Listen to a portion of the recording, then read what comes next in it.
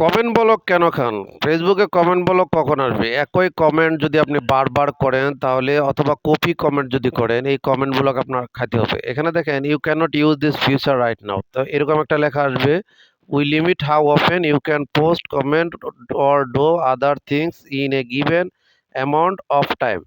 তো in order to help protect the community from, তো কিছুক্ষণের জন্য আপনি এখানে কমেন্ট করতে পারবেন না, এরকম একটা ফিউচার আসবে।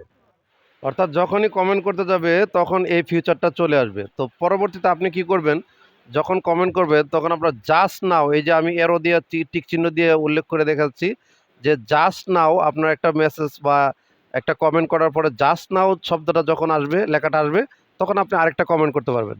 এই জন্য আপনি কখনো কপি কমেন্ট করবেন না, একই কমেন্ট বারবার করবেন না, এবং একই ভিডিওতে গিয়ে একই কমেন্ট রিপ্লে করবেন না অনেকবার, এবং অন্যের কোনো কিছু কপি করবেন না, কপি করে কপি কমেন্ট করবেন না, তাহলে আপনি কমেন্ট ব্লক খেয়ে যাবেন।